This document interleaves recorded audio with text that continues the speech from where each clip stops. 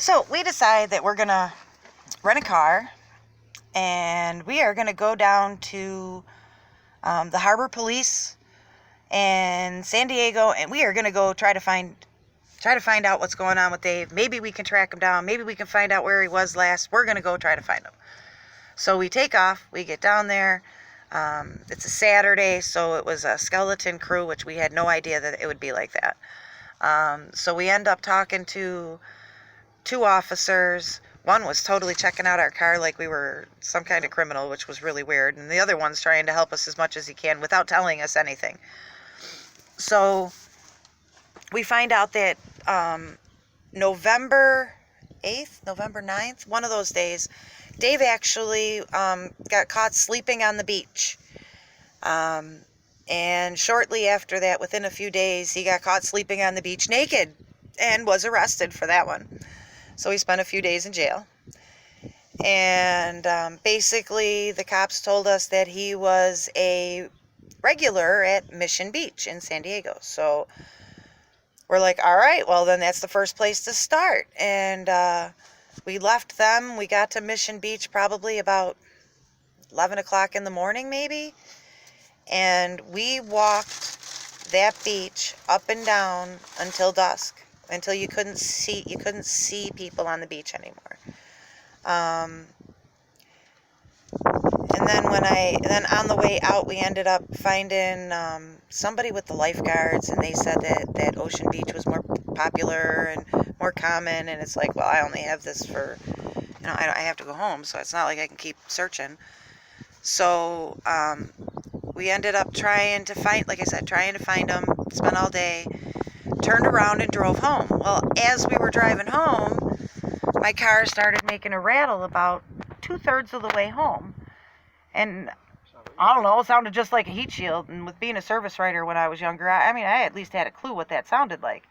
So I'm like, all right, when we get home, we'll just pull that off. No big deal. Let's just go.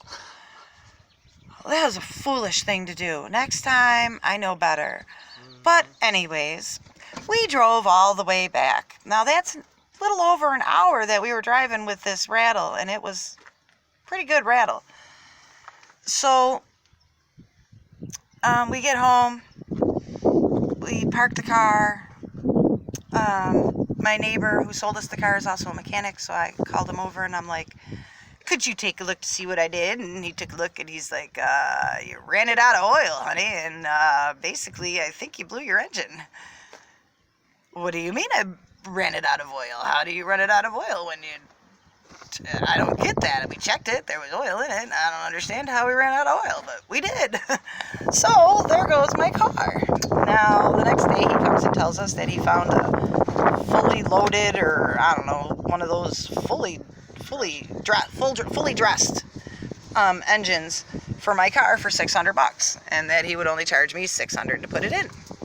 And that's if it's just the engine. It could be the oil filter or a fuel pump or something else crazy that's connected on the one side, because you could hear the noise on the passenger side front.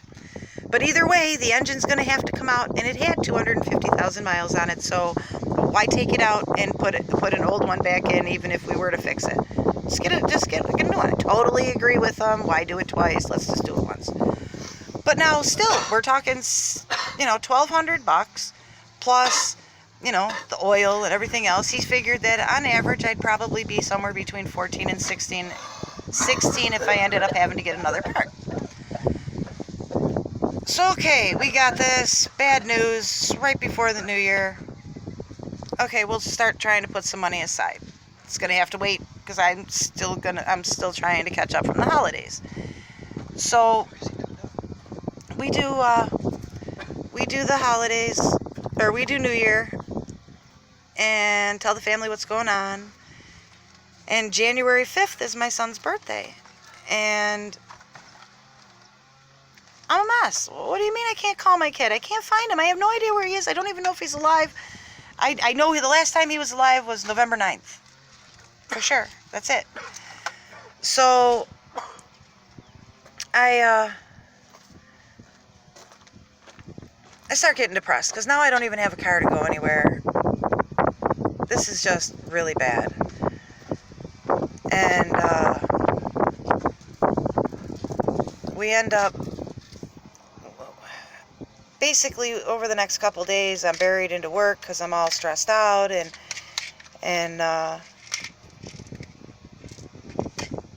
January 25th, 20 days later, randomly, his father gets a call from Dave. Right after he talked to his dad for over an hour, I called that number. I was talking to my boy. I talked to my son, and I, again, talked to him for about an hour. And I told him where I was, and I told him that I'm just around, I'm just a few hours up the coast. I'll give me till the weekend. I'll try to get a car. So I call and I put a post on Facebook. I tell my friends, I need to go. I need to go get my son. I found him, but help me. And people sent me money, so I was able to rent a car. Saturday morning, we did the reservation online, did it for noon. We were running late. We were 7 minutes late, and the place was already closed because they closed at noon. How we missed it, I don't know. If we would have went to the next location down the road, they were there until 1. Could have gotten a car. Didn't know this until Monday, when we found out Monday that that's how that works. So Monday, we end up getting the car, but because I don't have a car, it took me until 1 o'clock to get the car. And now I'm on the road. I'm gone. I'm out of here. And because of it being Monday and rush hour traffic the whole time, it ended up taking us 5 hours to get there. So we get down to this fountain that he tells us that he's staying at Balboa Park. And like I said, it's 6 o'clock. The sun's starting to go down. And Deborah Sue had given us a wagon type cart that we could carry around, and we got a bunch of food and beverages, and I mean, I was gonna either, if he didn't want to come home with me, I was gonna at least make sure he had food, and I wanted to find whoever it was that loaned him his phone so that Dave could call home, and I wanted to make sure that they had food too. So I wandered the park, and I showed David's picture off my phone to probably 25, 30 people before it started getting too dark. And then we tried not to go too far away from the fountain. We met a couple people that knew who he was, a couple people that warned us that he wasn't quite right mentally. He was kind of weird, kind of strange, and I was like, yep, don't expect anything less, I'm sure.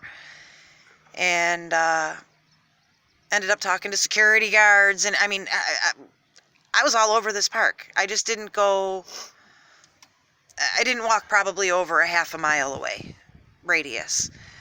And all of a sudden it's starting to get dark, and I'm still by this fountain, and my friend Melissa and her husband and son had come they came out to San Diego. They had gone to a couple places in order to do some things because she's originally from there, and she met us there, and we talked, and it was an all-day dilemma. It was pretty crazy, but they ended up going home probably about 7:30, because they still had an hour and a half drive to get to where they lived. And we wandered the park again with some more food to try to make sure that because there was some people that hadn't eaten, and they were starving. And so we gave out some of the food and went back to the car, and ended up finding a security guard, because you can't be in the park from like I would say like 2 a.m. maybe until 6 a.m. or 7 a.m., something like that. There's that little window, and I'm not driving 5 hours home to go crash and come back 5 hours. I don't have the money. I don't have the gas. I just borrowed the money to get out here. I'm done. I'm staying here until at least 24 hours. I'm here.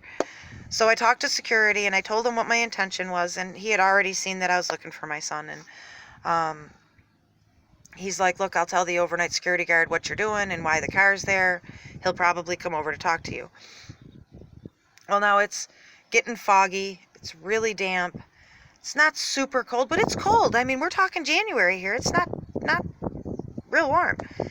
And we ended up, the security people never came back. They ended up putting caution signs in front of us for parking for other people and everything, and we missed it all. We were sleeping.